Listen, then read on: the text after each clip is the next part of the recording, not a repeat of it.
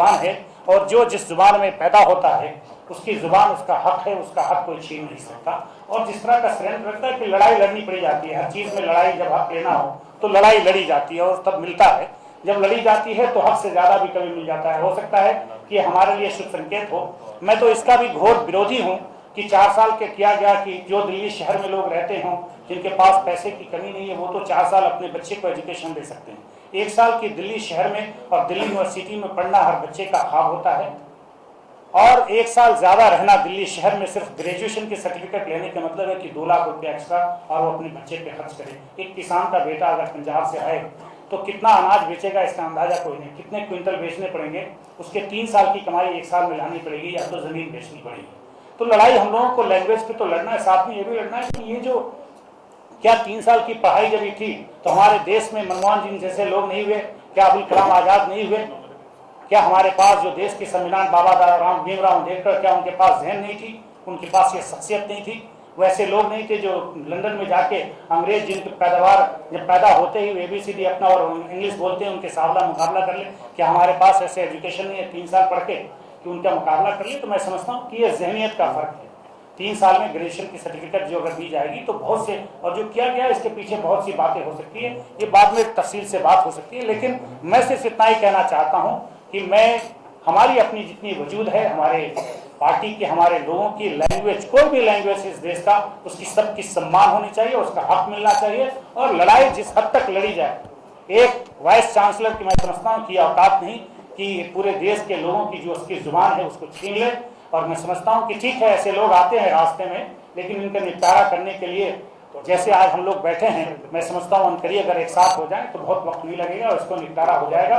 तो फिर जिसे कहते हैं कि इंस्टीट्यूशनलाइज कर दिया गया। आज जो ये हमारे पे हमला हुआ है, ये सिस्टमेटिक हमला हो रहा है। ये मैं समझता हूँ कि हमारे ये नौकरियों की बात एक तरफ रख दें कि प्रोफेसरों को, प्रिंसिपल टीचरों को नौकरियां मिलेंगी कि नहीं मिलेंगी। मैं ये समझता हूँ कि अगर उर्दू, पंजाबी, गुजराती, बंगाली, तमिल, इन सब जबानों के पीछे कल्चर है, वो कल्चर के ऊपर सीधा हमला हो रहा है।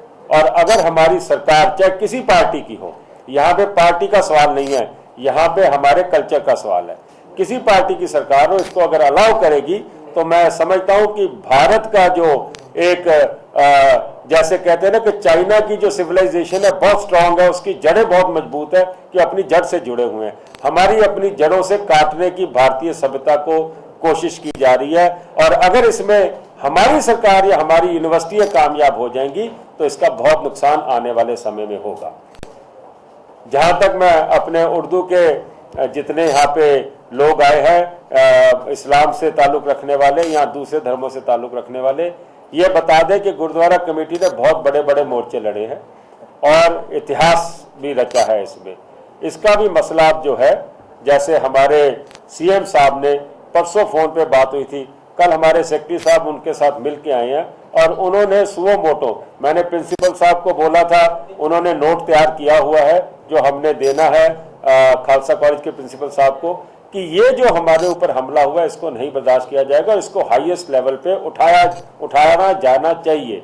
जो यूनिवर्सिटी से कनेक्टेड है, कहीं ना कहीं, जैसे मैं उस दिन डिबेट पे था, सुमेल जी भी मेरे साथ डिबेट में थे, वहां पे प्रोफेसर मंजीत सिंह का मैं वो रोल देख के, डॉक्टर मंजीत सिंह का मुझे हैरानगी हो रही थी। मुझे ये नजर आ रहा था कहीं ना कहीं वो यूनिवर्सिटी के या वाइस चांसलर के दाईं तरफ रहना चाहते हैं। मैं समझता हूं कि जब जुबान की बात आ जाए, जब अपने वजूद की बात आ जाए, फिर दायां बायां नहीं देखते हैं, फिर सच्चाई पे खड़ा होने का दम रखना चाहिए। और दिल्ली गुरुद्वारा कमेटी की तरफ से हम आपको पूरा विश्वास दिलाएंगे कि हम हर किस्म की जद्दोजहद, हर किस्म की लड़ाई में शामिल होंगे और ये जो हमला हमारे पे हो रहा है इसको बर्दाश्त नहीं करेंगे। जो कमेटी आपके सामने अभी सेक्रेटरी साहब ने अनाउंस करी है, अगर और भी कोई सज्जन